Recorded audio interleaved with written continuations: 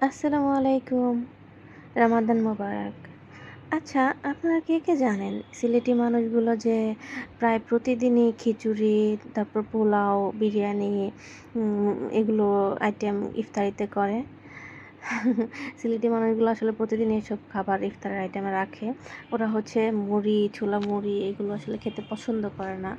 তো সেরকমই প্রতিদিনকার মতো আজকেও আপনাদেরকে একটা ভিডিও দেখাচ্ছি। আজকের দিনে আমাদের বাসায় কী হয়েছিল। ২ জন গেস্টও ছিল বাসায় সাথে।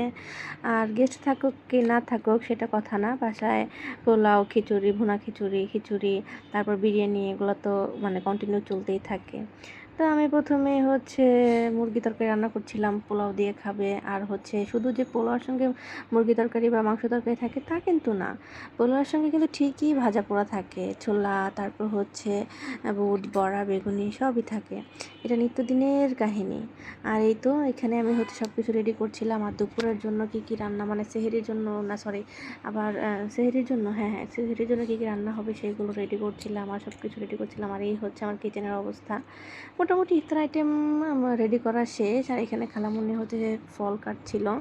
আর গেস্ট বলতে খালামণি আর একটা ফ্রেন্ড এরাই হচ্ছে গেস্ট। এদিকে ভাজাভাজি হচ্ছিল, আলুর চপগুলো ভাজা হয়ে গিয়েছে। তারপর হচ্ছে বেগুনি, পেঁয়াজু এগুলো ভাজতে হবে। সব কিছু রেডি করা থাকলে আসলে কাজ করতে তেমন বেশি একটা কষ্ট হয় না। হাতের নাগালেই থাকে আর বেশি টাইম লাগে না। এইটা আমাদের ছোট্ট লিয়া কাজে সাহায্য করছে। ও আমাকে অনেক হেল্প করে। আমার বাচ্চাকে রাখা থেকে শুরু করে সব কিছুতে অনেক বেশি হেল্প করে।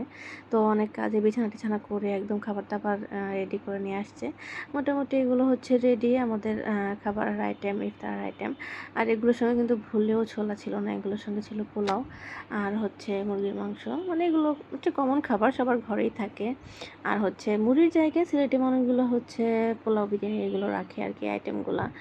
তো এখানে ইফতার সার্ভ করা হচ্ছে সবার মানে প্লেটে সব কিছু দিয়ে দিচ্ছিলাম আর বাটিতে করে তরকারি দিচ্ছিলাম। আর এখানে সবাই আজানের পর ইফতার সেরে নিচ্ছে। এই তো এরাই হচ্ছে আমাদের গেস্ট। আমরা নতুন মানুষ না, আর আমরা নিজেরাই। এই তো খাওয়া দাওয়া শেষ। আর ইফতারের পর যে এগুলো ধোয়াধুয়ি করতে কি একটা কষ্ট, কি যে কষ্ট, এগুলো চিন্তা করে আমি অনেক টায়ার্ড ছিলাম। আপনারা আমার বসে থাকে দেখেই বুঝতে পেরেছেন। আর এই তো